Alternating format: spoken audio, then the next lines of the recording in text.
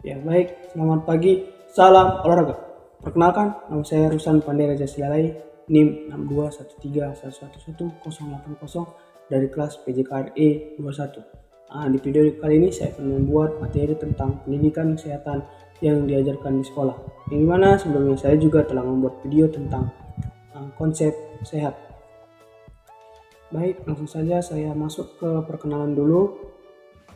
Berikut ada di dosen pengampu yaitu dengan Bapak Dr. Muhammad Irfan SPD MOr. Nah, topik yang akan dibahas di sini yaitu ada 10. Yang pertama, kesehatan lingkungan sekolah, yang kedua, ruang lingkup kesehatan lingkungan sekolah, dan yang ketiga, lingkungan sekolah yang sehat, dan yang keempat, lingkungan sehat dan pembinaannya, yang kelima, air bersih, dan yang keenam yaitu ada pembuangan kotoran manusia, dan yang ketujuh yaitu ada pembuangan air limbah, dan yang kedelapan ada pembuangan sampah, dan yang kesembilan ada pencemaran lingkungan, dan yang ke-10 ada indikator sekolah sehat. Baik, langsung saja kita masuk ke materi yang pertama. Yang pertama yaitu kesehatan lingkungan sekolah. Pengertian umum lingkungan sekolah ini adalah salah satu kesatuan lingkungan fisik, mental, dan sosial dari sekolah yang memenuhi syarat-syarat kesehatan sehingga dapat mendukung proses belajar mengajar dengan baik serta menunjang proses pertumbuhan dan perkembangan murid secara optimal. Dikutip dari sumber Indonesian Public Health 2016. Dan masuk ke yang kedua yaitu ruang lingkup kesehatan lingkungan sekolah. Ruang lingkup kesehatan ini meliputi ada 7. Dan yang pertama yaitu lingkungan sekolah ataupun madrasah yang sehat. Dan yang kedua lingkungan sehat dan pembinaan. Yang ketiga air bersih. Dan yang keempat pembuangan kotoran manusia. Dan yang kelima pembuangan air limbah. Yang keenam pembuangan sampah. Dan yang ketujuh pencemaran lingkungan. Ini merupakan dikutip dari sumber Akademia 2017. Baik, masuk ke materi selanjutnya. Nomor 3 yaitu lingkungan sekolah yang sehat. Di mana lingkungan fisik ataupun disebut lingkungan abiotik merupakan lingkungan bersifat benda mati dan berada di sekeliling manusia, yang dimana lingkungan ini memiliki dampak secara langsung maupun tidak langsung terhadap lingkungan biologis sekitarnya. Dikutip dari sumber Brandley. Di sini ada contoh lingkungan fisik yang ada di sekolah, dan antaranya lokasi, bangunan, tata ruang, pagar, serta halaman.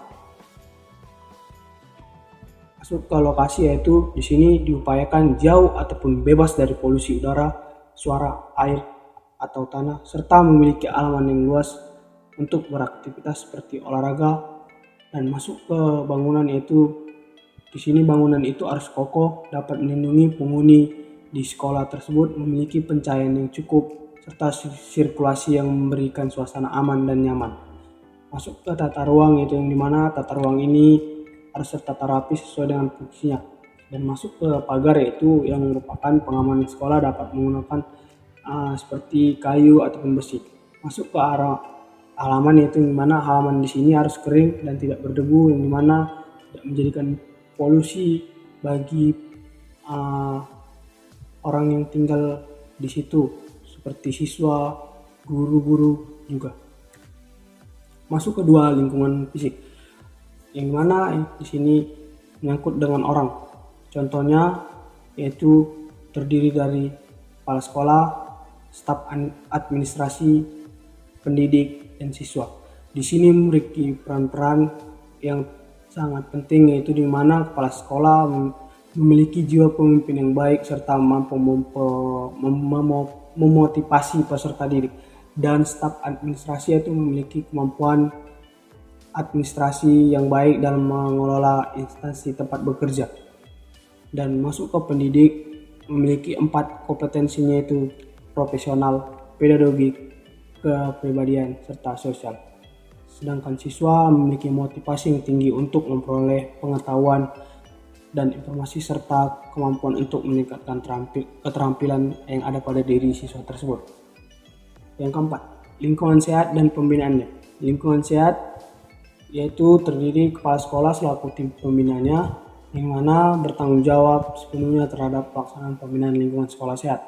Dalam pelaksananya, Pak Sekolah dibantu oleh guru, pegawai siswa, BP3, dan POMG. Guru mempunyai peran yang sangat penting dalam pembinaan lingkungan sehat, antara lain dengan cara memberikan pengetahuan praktis, bimbingan, dorongan, serta contoh-contoh yang teladan, melakukan pengamatan, serta juga pengawasan terhadap siswa dalam penerapan dan pelaksanaan lingkungan sehat. Dikutip dari Penjas SD 2012. Di sini segala siswa juga diharapkan berperan serta, misalnya yang pertama melaksanakan dengan menjaga serta mengawasi kebersihan ruang kelas dan halaman masing-masing. Yang kedua, piket bertugas menjaga keamanan, ketertiban, kebersihan serta keindahan kelas masing-masing. Dan yang ketiga itu menjaga ataupun memelihara kelas tersebut. Di sini juga diminta ketertiban dan keindahan di lingkungan sekolah itu. Masuk ke yang kelima, yaitu air bersih. Keberadaan air bersih dan sehat adalah kebutuhan mutlak bagi kehidupan kita sehari-hari, yang dimana air bersih ini bisa kita gunakan untuk mencuci, mandi, ataupun kegiatan memasak dalam rangka memenuhi kebutuhan hidup kita akan bahan energi dari ragam makanan. Apabila air tersebut kotor, maka kita tidak bisa melakukan aktivitas kita seperti untuk mencuci tangan, mandi, ataupun untuk kebutuhan memasak kita. Ciri-ciri air bersih mutlak dari sifat air yang tergolong seperti di bawah ini. Yang pertama, tidak keruh dengan ciri air bersih dan sehat utama. Dan yang kedua, tidak berwarna. Selain harus terhindar dari kekeruhan, maka tanda air bersih yang sehat ini jangan sampai ada tercampur dari ada warna. Dan yang ketiga, tidak berbau. Di sini air itu sangat normal, memiliki jenis air bersih dan sehat, tidak memiliki bau tertentu apalagi menyengat, di mana kita bisa mencium dengan indera kita sendiri, yaitu dengan menggunakan hidung. Dan yang keempat, jernih. Lebih lanjut lagi, kita mempunyai air jernih, apakah air tersebut kita syarat mutlaknya untuk kita gunakan. Yang kelima, bebas bakteri patogen. Dan yang keenam, suhu normal. Yang ketujuh, bebas endapan. Dan yang kedelapan, bebas zat kimiawi arsenik. Masuk ke enam, yaitu pembuangan kotoran manusia. Kotoran manusia adalah semua benda atau zat yang tidak dipakai lagi oleh tubuh dan yang harus dikeluarkan dalam tubuh. Jamban adalah satu ruangan yang mempunyai fasilitas pembuangan kotoran manusia yang terdiri dari atas tempat jongkok atau tempat duduk dengan layar angsa atau tanpa layar angsa, ataupun cemplung yang dilengkapi dengan unit penampungan kotoran dan air untuk membersihkannya. Dikutip dari sumber Agus Yehenham 17, Blogspot. Di sini cara merawat agar pembuangan kotoran manusia tetap jaga bersih, yaitu 1. Tertutup bangunan juga harus terlindungi dari panas, matahari, dan hujan.